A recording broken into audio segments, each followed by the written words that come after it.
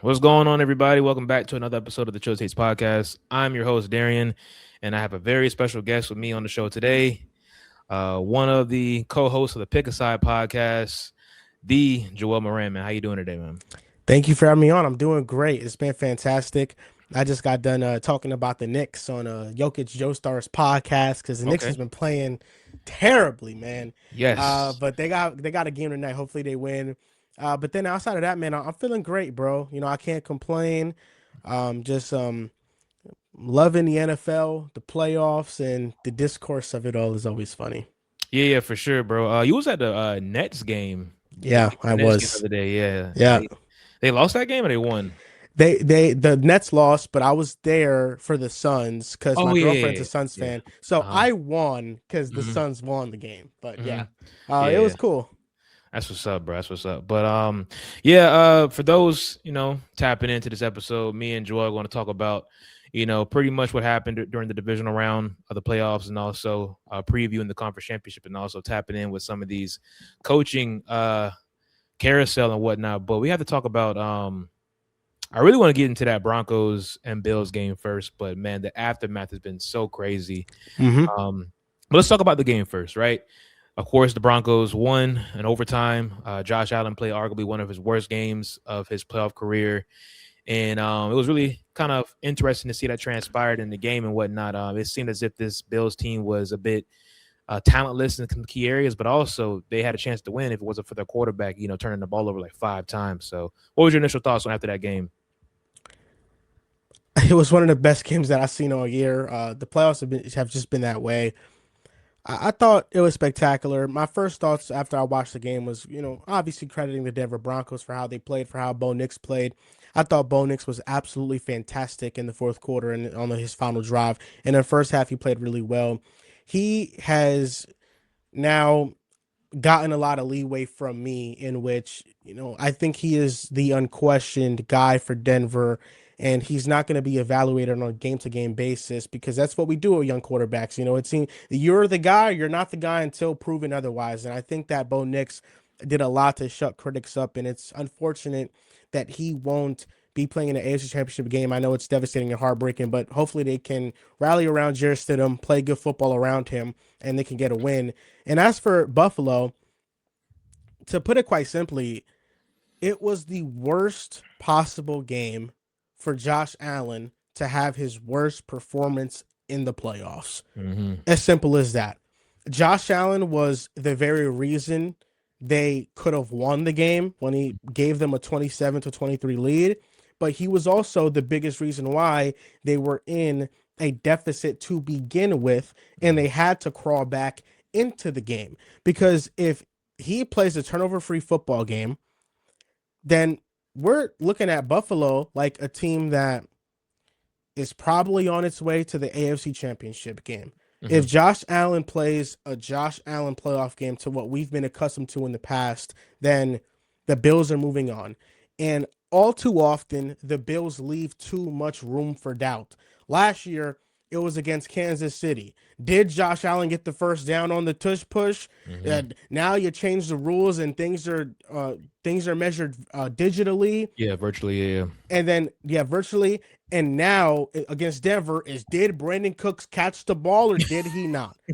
And all Yeah. too often, it's they leave room for doubt. When you are the better team, when you win a football game, you don't have to leave room for doubt. You Mm-hmm. don't have to prove to the entire world that you should have won a game Mm-hmm. because at the end of the day, Jaquan McMillan made a hell of a play.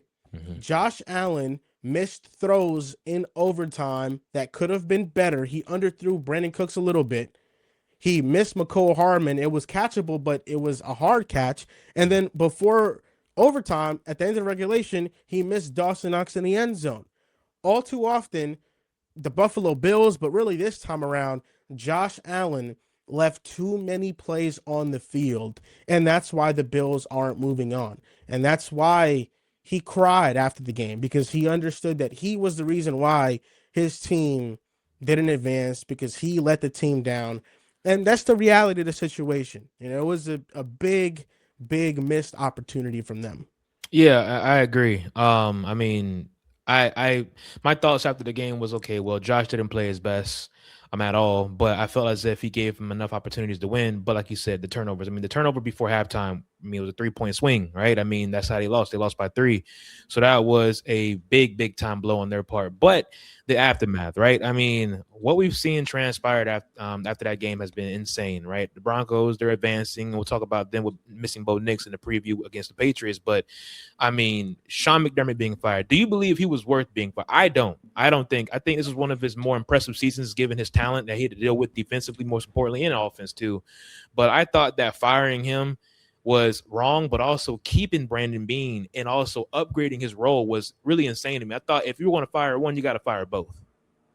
Taking into account what transpired after, where Brandon B was promoted, if it was an ultimatum between Brandon Beane and Sean McDermott, I think you lean Sean McDermott. I think Sean McDermott is the unquestioned guy that you keep there because he is the better football mind.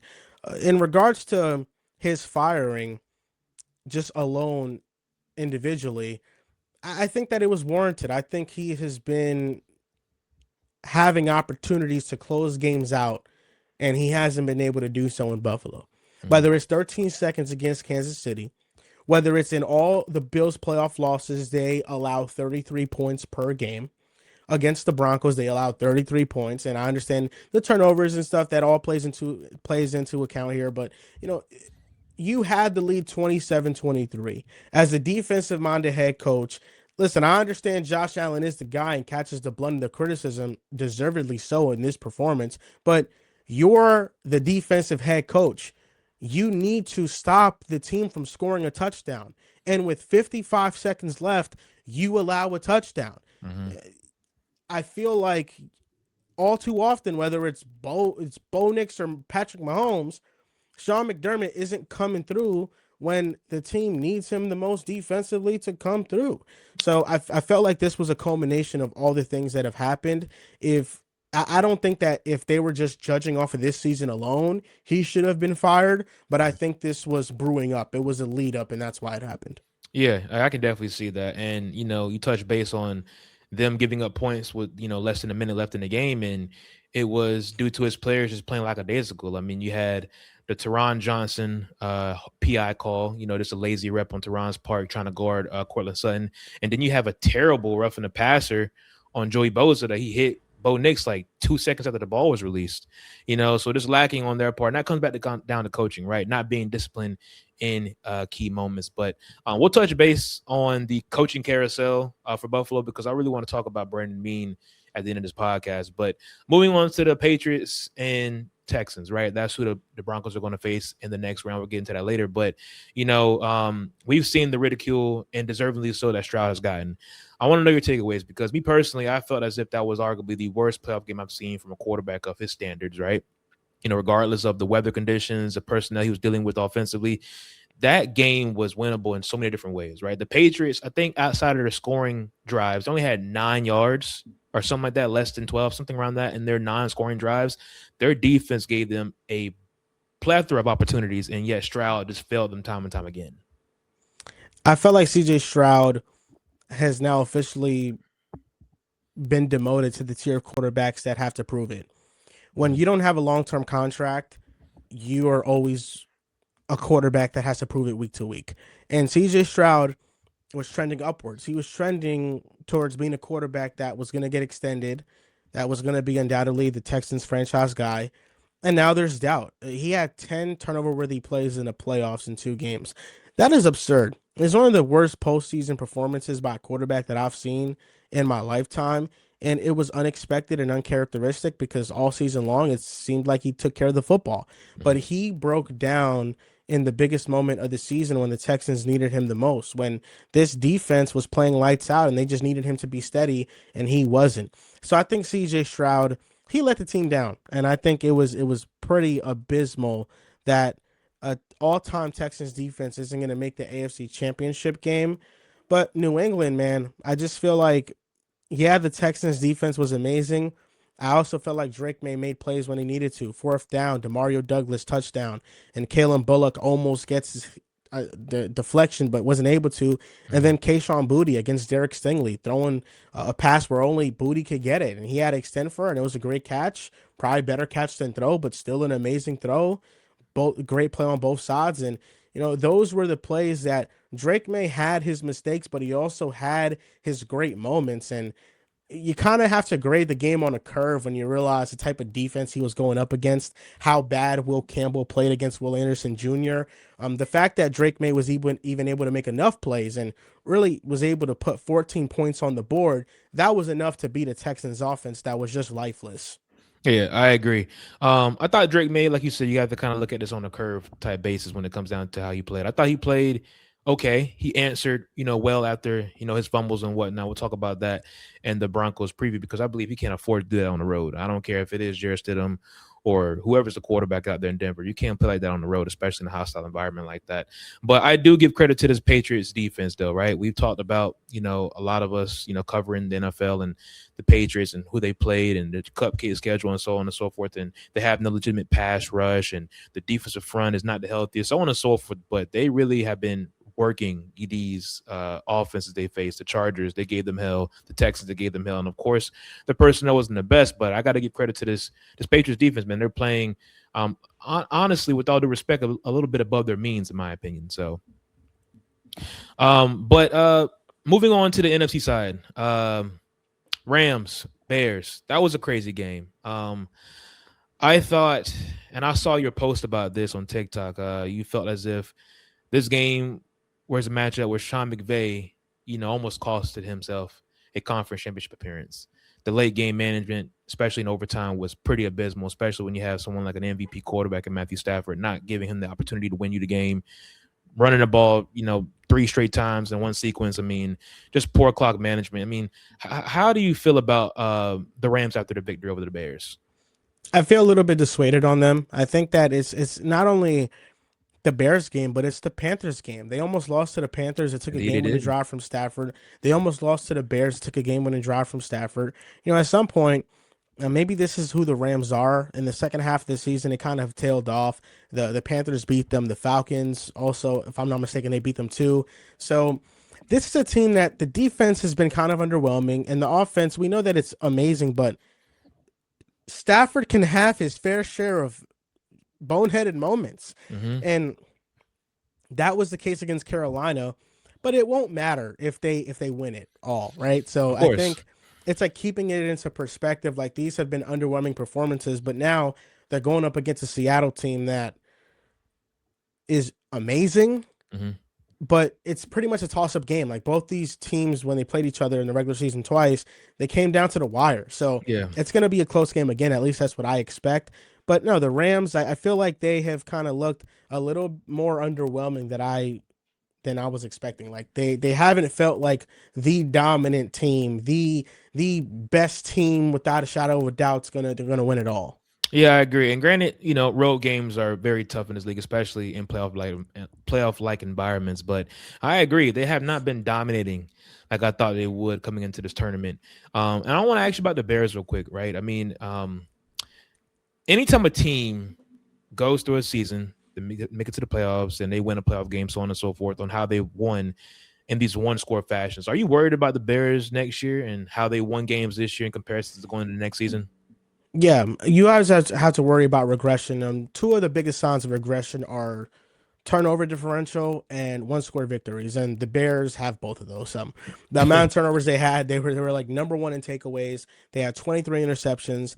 They have multiple free agents on the back end. Their defensive free agents accounted for 13 of their 23 interceptions. Mm. So who knows how many of them are going to come back? Nashawn Wright, he accounted for most of them along with Kevin Byard. We'll see if they re-sign them back, but the Bears don't have much cap space. I think they are negative $4 million in cap space. Mm-hmm. They spent a lot of their money last offseason. So the improvements that this roster needs, especially defensively, to get an edge rusher, to get an interior defensive lineman, that's gonna have to happen through the draft. I don't think they're gonna have the means or the money to do it in free agency. And if that unit doesn't improve, if that pass rush, the defensive line doesn't improve, then I don't see this Bears defense being amazing next year. I see them being much of the same, which is a below average unit that has to be carried by the offense.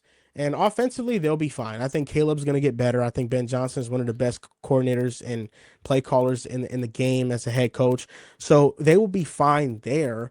Hmm. But yeah, the one score victory stuff that can change. They can always be negative in Hmm. the win loss column in regards to that. And the turnovers, they're definitely not going to get as many turnovers as they did this past season next year. So those Yeah. are two big signs, but they have a quarterback, they have a coach, so they are they have the ability to better withstand those type of things. But the NFC North is a division that any one of the four teams can win every year.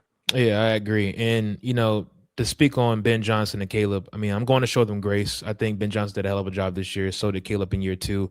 I would have liked to see better for them going forward in the postseason. I think we will, but that was a game where I thought Caleb, of course, had arguably the greatest throw in NFL history to force overtime. But I thought Ben Johnson was aggressive all throughout this season in the first round game in the wild card matchup. But in that game, like going for two would have been nice to see, or just, being able to run the football effectively in overtime instead of, forcing your offense to make a throw down the field when players are obviously tired.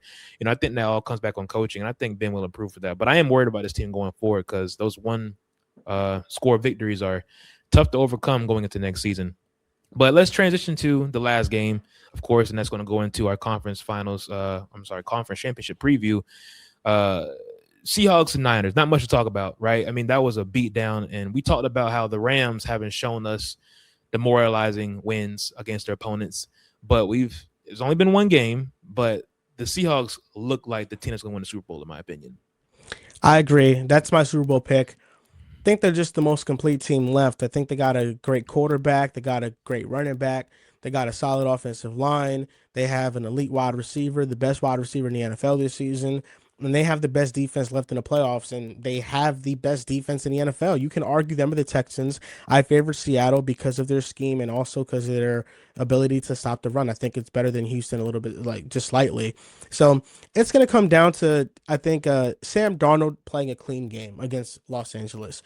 Mhm. We just seen what the Bears defense was able to do to Seattle. Matthew Stafford has the worst passer rating in the playoffs when he's under pressure, and the Seahawks create a lot of it. That's going to be a matchup to look for. But yeah, the Seattle Seahawks, I think, are the most complete football team, the number one seed in the NFC. They had a bye for a reason. They just aren't getting the respect they deserve because people are still hesitant to call Sam Darnold good. They still Exactly. have reservations about Sam Darnold, but looking at it from a team, and I think that there's no bigger example than last year's Eagles that you can overcome quarterback play and still win than last year's Eagles. So I think Seattle, I think they're going to be just fine. I think they will win it all. Yeah, I agree. Before we talk about Seattle and LA, how you feel about the Niners? They're in a very weird situation. They have a lot of older players, their core guys, coming to an end of their careers more than likely. George Kittle just tore his Achilles. Brock Purdy had an up and down year. He wasn't healthy. CMC is 29 years old. They don't really have much talent to lean on for the future. Kyle Shanahan's getting questioned by the fan base and a lot of media. How do you feel about his Niners team going into next season? Well, I think that Kyle Shanahan should get no questions. I He agree. is I agree. a top three coach in the NFL. He overachieved this year. It's a weird position for the Niners. Their best players are aging, Hmm. and they need young players to step in and fulfill those roles, but they have been sort of unreliable. Michael Williams, their first round pick, tore his ACL, unfortunately. Hmm. Ricky Pearsall didn't play much this year because of injury, but when he did play, he had some really bright moments. So it's kind of weird. They're in this like retooling phase while also trying to win. George Kittle now has an Achilles injury at his age. You wonder how he's going to come back. Nick Bosa tore his ACL. I think the Niners are overall in a good position because you expect them to be somewhat healthy going into next year, and they will have some money to make moves, and they usually end up drafting well. So I'm optimistic on the Niners like long-term future, but they just need to figure out how they're going to stay healthy Yeah. because this has been a team that just cannot stay healthy at all.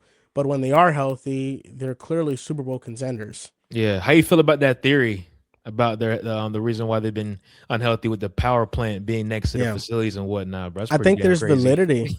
There's validity to it. It makes sense. I mean, they're one of the most injured teams every year, and I don't think it's not for nothing. I think you have to look into it and at least like try to move them out of there. Yeah, bro, that's pretty crazy.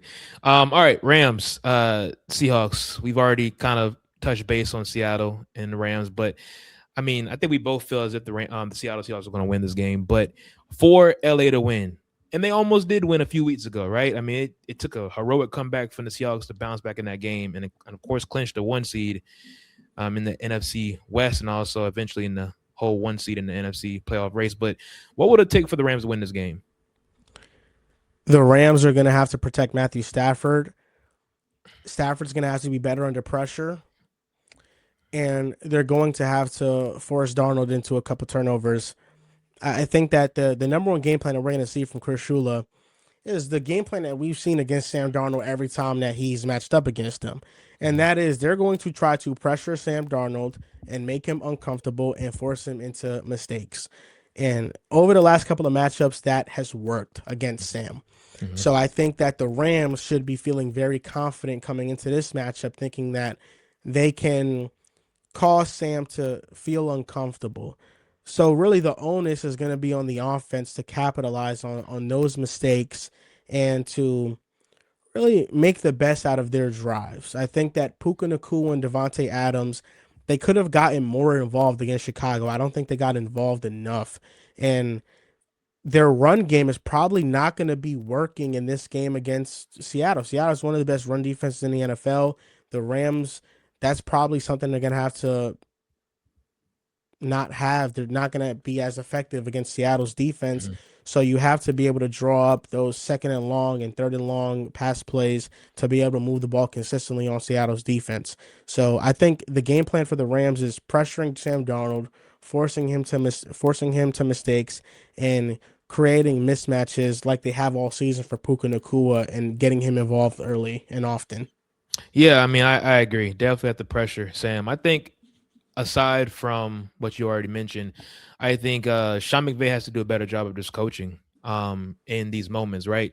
When you have the lead, continue to press on it, right? We saw it in Carolina. You had a 14-point lead, and then after halftime, everything's like, oh shit, we kind of fumbling around right now against the Bears. It took the opposite, I mean, opposing team to screw up for you to win. I think Sean McVay must coach a great full 4 quarters, honestly speaking. It has to be done because Mike McDonald is a hell of a head coach.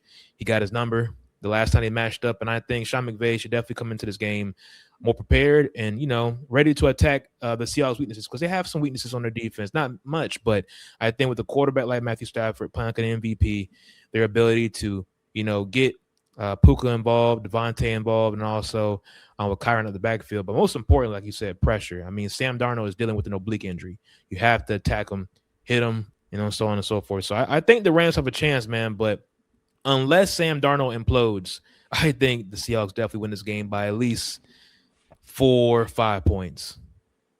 Yeah, and that's the goal for Seattle on the opposite end is you have to put Darnold in good position so he doesn't force mistakes or feel like he needs to press and force a throw or force an issue.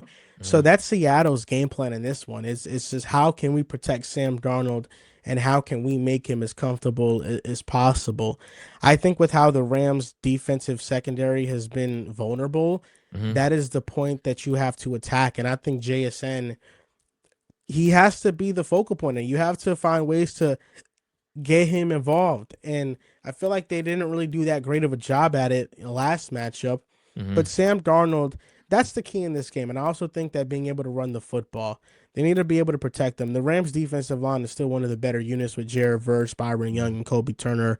So they have to be really good up front and protect Sam and make sure he's not under pressure on like over 40% of his dropbacks. Yeah, it's gonna be a big day on the ground for Kenneth, especially with no Zach Charbonnet. He tore his ACL, so it's gonna be a big day from K9. All right, Broncos, Patriots. I didn't get to watch the latest episode of the Pick a Side podcast, but I know Drew, I saw him on the thumbnail with the big ass hat on, repping his Broncos. But So, how do you feel? Because I mean, honestly speaking, bro, and I don't want to continue to speak down on this Patriots team. I'm trying not to, but I talked about it previously. If Drake May can't clean up the turnovers, he's not throwing interceptions. It's the fumbles, right? And I feel like fumbles are things you have to be able to take care of yourself as a player in this league, right? You can stop those things from happening.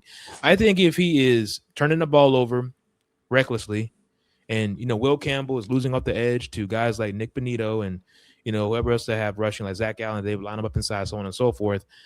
I think this Broncos team can win even with Jarrett Stidham being at quarterback. I can understand why you feel that way. I don't feel as optimistic on the Broncos because I don't think their defense has looked that good. And Mm, that's really the reality of the situation. mm-hmm.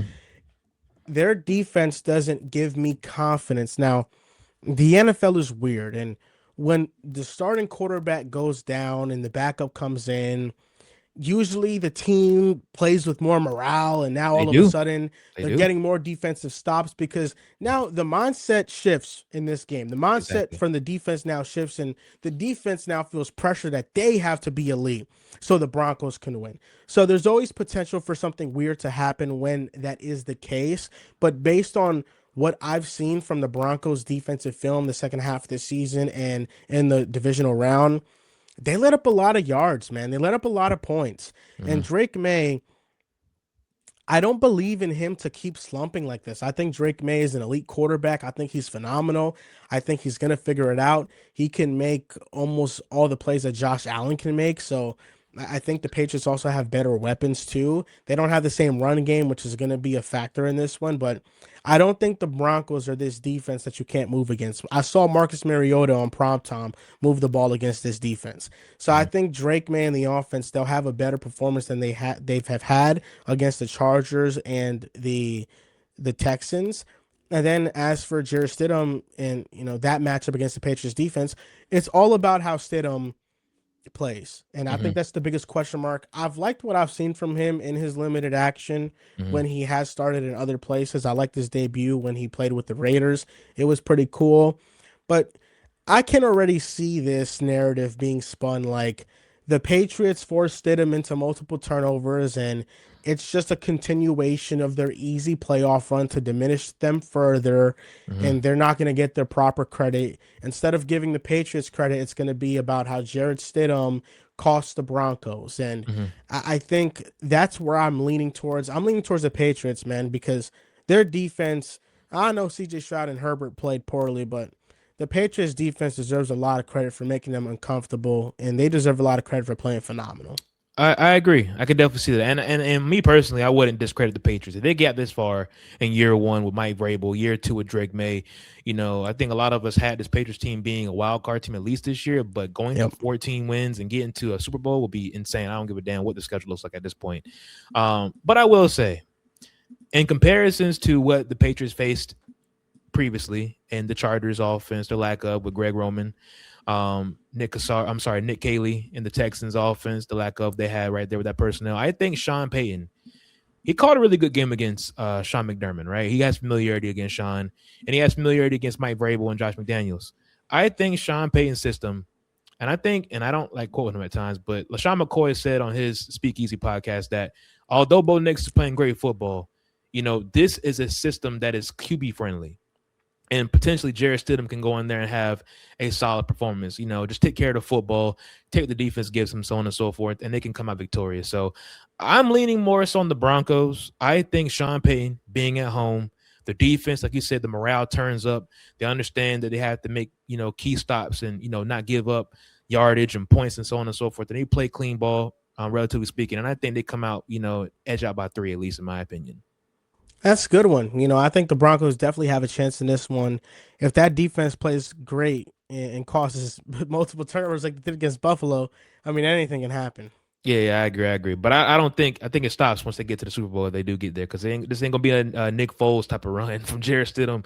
Once he gets there, that's over with.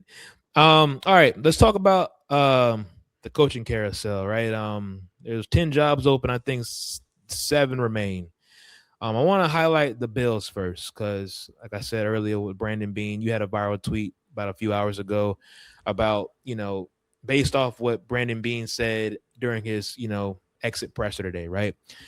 Talked about what they did and why they got rid of Sean McDermott, so on and so forth. But then he said just for key references, right? He said he wanted to make note that Keon Coleman wasn't his draft pick. Now, Keon Coleman has been, tarnished all throughout this year with memes and whatnot. His play has not been the best. He's been healthy scratch, so on and so forth. But saying that he didn't want to draft Keon, essentially, and then there's evidence coming out that he did, in fact, want to draft Keon Coleman. I think the Bills, no matter who they hire, and if it is Brian Dable, not an upgrade in my opinion. Brian Flores potentially, but whoever they're hiring, I think turmoil is on the way for the Buffalo Bills in their future. They're operating like a dysfunctional organization. If Brian Dable is the coach, I wouldn't hate it because I feel like in the past I've been an advocate for it. So Mm-hmm. I don't want to change my stance because I like Brian Dable a lot. But Brian Dable also was a big reason why the Giants kept employing a defensive coordinator that was awful. Mm-hmm. And what has been Josh Allen's Achilles heel in the playoffs historically? It's been the defense hasn't shown up. I don't know how that changes with Brian Dable, but I thought it was embarrassing. It was as embarrassing of an exit press conference that you can have because the owner wanted to make it known that it wasn't Brendan Beane's draft pick and he shouldn't be catching heat for it because it wasn't his pick. When throughout the draft process at the combine, Brandon Beane was saying that him running in the 4.5s was better because they'll be able to land him. And on draft night, he said that he knew that going to bed that Keon Coleman was going to be the pick, and barring something insane that somebody offers him via trade, Keon Coleman is the guy. There is an overwhelming amount of evidence that Brandon Beane, Keon Coleman was his pick. Mm-hmm. That's plain and simple. Mm-hmm. So I think that what this came down to is Brandon Beane won a power struggle and he's friendly with the owner more than Sean McDermott was. So he got promoted for not doing a good job. If you look at the Buffalo Bills' last 7 drafted wide receivers, the best players are Khalil Shakir and Gabe Davis, and they were both late round draft picks. He has missed on picks. The pass rush is awful. The Bills roster is not in a good spot. Mm-hmm. And it is concerning for the future of this team in which Josh Allen, we know how desperate he is, to win a Super Bowl. And this roster is not going to look good enough to be able to compete at that level. Yeah, I agree. We may be looking at the modern day Dan Marino, honestly speaking. And I was going to ask you about that. I mean, you kind of just already touched base on it, but what does this mean for Josh Allen? He's about to be 30 this year. So like going forward, we both feel like this roster is lacking. We don't see it getting better within the next 2 years potentially. So what's this mean for Josh Allen going forward? It means that he's in a vulnerable position. It means that the Bills are likely going to waste the next couple of years of his career. That's what it Mm-hmm. means. That's the worst possible scenario if you're a Bills fan, is that the Bills have just promoted somebody who's been awful at their job for the last couple of years and now is in control of a future Hall of Fame quarterback's career and his ability to win what is missing from his resume. Mm-hmm. And at that point in time, if Josh Allen inevitably never gets one, Mm-hmm. we'll look back in moments like this weekend's game against Denver and say that was a chance that he had.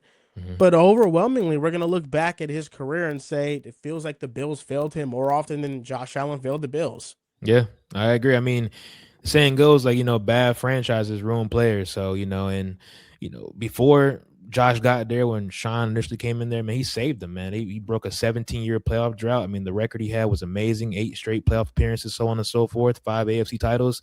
He did some amazing things there. And, the next few teams I bring up, he may be nice fits there. You have the Steelers, open job, Ravens, open job. Where do you think those teams go in the direction of where they go with head coaches? With the Raiders is interesting. I feel like they should lean with an offensive mind. I think that the Raiders are going with Brian Flores, though. I think Okay. that the Patriot way, it just seems like something they would do. Tom Mm-hmm. Brady having a minority ownership stake in the team. I Mm-hmm. think Brian Flores to the Raiders. Then I look at the Ravens. That becomes interesting because Mm-hmm. I don't know. I don't. I Mm-hmm. don't know. I feel like Brian Flores would make a lot of sense there too, and that's honestly like my preferred spot for Brian Flores. Yeah. I would like to see Brian Flores with the Ravens. The Raiders would be nice too. Pittsburgh, I mean, all three of those teams. Pittsburgh. I think Jesse Minter is going to go to the Ravens because they have that, that familiarity a bit. Where do you think the Steelers? What do you think they do? I heard Mike McCarthy recently. He's from Pennsylvania, in Pittsburgh, Pennsylvania. So where do you think they go? I think that the Steelers. I think they go with Chris Schuler or Jesse Minter. Okay, That's my pick. I got you. I got you. And then who else we got out there? You have the Cardinals. Cardinals have been swept under the rug a little bit. Yeah. They're still casting out their second round interviews. They just brought in our guy Anthony Campanile from the Jags, our defensive coordinator. I feel like this is an attractive job. Like, why can't they go out there and really grab a hot commodity in the carousel? Yeah, the worst thing about the job is that you have the Seahawks and the Rams and the Niners you have to play. That's true. That's true. But the roster, I don't think, is in a terrible spot. And honestly, it is pretty talented. For me, I predicted Robert Saleh to go here, but obviously he went to the Tennessee Titans. Mm-hmm. If it's not him, then it really becomes bleak. Yeah. Because I don't know who takes the Arizona job. I don't know what they want to prioritize. They don't have a quarterback that they want to develop right now. Mm-hmm. Their defensive foundation, it's a little bit there, but I don't know. This is like the weirdest one of all of them to predict. Yeah, I agree. I can definitely see them maybe waiting out for Clint Kubiak potentially. That'd Yep. be nice, but like not having that sure thing at quarterback, and they've already talked about potentially bringing back Kyler Murray. So it's up in there right now. Cleveland. Are they going to go out there and hire a 30-year-old head coach in Grant Udinski? That's my guess. That's my prediction. Grant Udinski, I think that they're going to take a flyer on him. Yeah, I mean, like people that watch the podcast, like I'm plugged in with a little bit with Jaguar news and whatnot. Of course, Grant Udinski was our offensive coordinator, and there's a lot of talk around saying that, I mean, he has a shot. The Browns want him, right? But the thing with Cleveland is that, from what I've been told, that they're going to bring him up for an interview later this week. I think either Friday or Saturday, and they want to sit him down and present to him, okay, you may not have the the networking with the coaching and stuff out there, but we have a what's the word? They have a group of coaches he can work with. Jim Schwartz, they kind of have guys they want to work with Grant. It's all about if Grant wants to say yes or no. Yeah. I think he should say no. I mean, you're 30 years old. You're not even a full-time play caller, right? I think it's something you want to wait, kind of like a Ben Johnson thing, try to wait for a better job, because in my opinion, and no offense to Browns fans out there, but I think, a young head coach like that signing over to the Browns is a death wish. I mean, they have nothing you want outside of the defense. Offensively, he's an offensive guy. What do you look forward to? I mean, they have 2 first-round picks, on and so forth, but they have no quarterback right now. The offensive line is pretty bad. No receiving weapons, really. Bad cap space. Like, who should go there outside of Grant if there is anybody? Yeah, it's a bad situation overall. If it's not Grant, I think that a Clint Kubiak makes sense for them. Maybe maximizing their defense, but it's weird. Like, the Browns are not a good destination because they don't have a quarterback, and they have a lot of holes offensively. They have a lot of free agent offensive linemen. They weren't good in pass protection, and then it also is the Shedeur Sanders aspect of it all too. Yeah, it's like, man. whatever coach is going to the Browns is going to have a cult like fan base that will believe that the coach being hired is the coach that's going to maximize Shedeur Sanders' career. Exactly. And if Shedeur Sanders isn't the guy or isn't stamped by the head coach, they're going to be called a racist like Kevin Stefanski was. So Exactly, I think bro. that there's a lot of BS in Cleveland right now that honestly nobody but a 30-year-old head coach wants to take.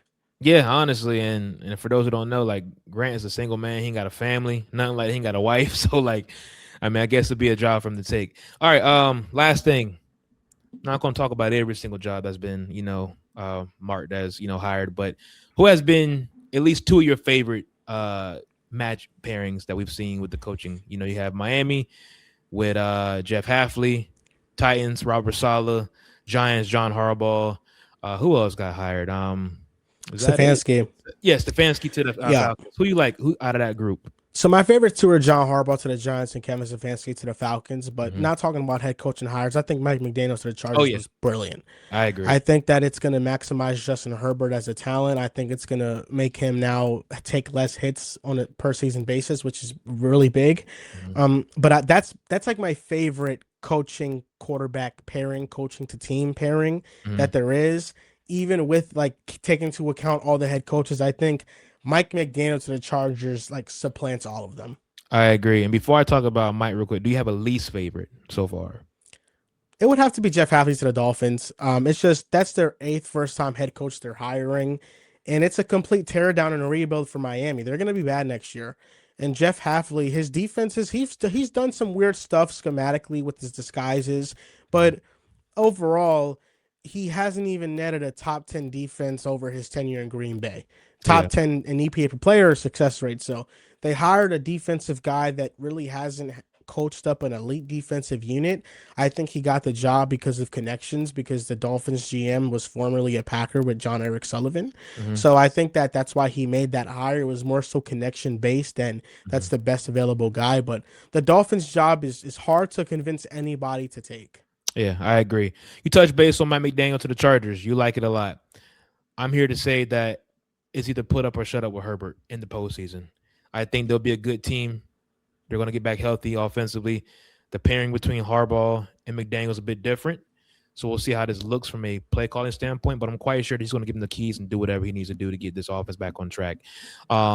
If Justin Herbert and Mike McDaniel, if Mike McDaniel can't maximize Herbert at his peak come playoff time in December time, what does that say about Herbert going forward? That's interesting. That I think the short answer is that he's probably not a big game performer. That's probably the short answer. Mm-hmm. But I believe that Herbert will overcome it. Mm-hmm. I think that he's a great quarterback, and it's very rare that we see great quarterbacks not perform well in a postseason. The level that he's performed that has been like beyond poor. It Yeah. hasn't even been like average. Yeah. So I think that I'm betting on him and what I've seen from him over a sample size of like 100 plus games. Yeah, I agree. And it's only up from here postseason wise, where he has to get better. So, but that'll do it, man. I really appreciate you for coming on to the show today, bro. This was a really great episode. Let the people know where they can find you at. I'm quite sure they already know, but let them know. Yeah, you can find me at Joel V. Moran on all platforms and on Pick a Side Podcast. Do a podcast 2 times a week, and you can find us across all social media platforms, and that's where you can find me. Well, I appreciate it, Joel. This is a great episode. Until next time, that is a wrap.